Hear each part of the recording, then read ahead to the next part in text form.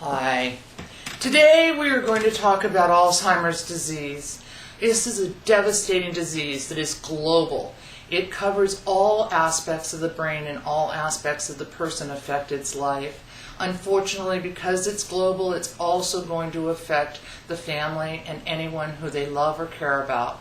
What I want to share with you right now is an overview.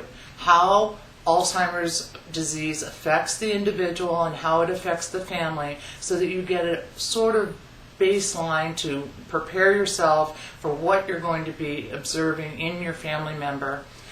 Initially, both the family member affected and the family around will not notice much of a change. Many of the things can be chalked up to momentary lapses in memory, to forgetting your keys, misplacing something important, and often the person who's affected is going to be in denial. They will try very hard and be very skillful at hiding their deficiency, even though they may sense that something inside of them is terribly, terribly wrong.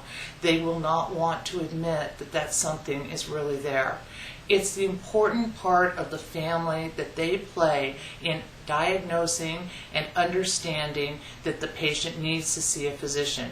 You need to go in and discover if there is an issue as soon as possible so that you can begin intervention. There are drugs that the doctor can offer. Whether or not they are a good choice for your particular situation is your decision.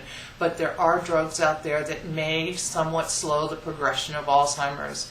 We will go into much more detail about how Alzheimer's disease affects the patient, but right now I just want you to know it is a disease that has no known cause.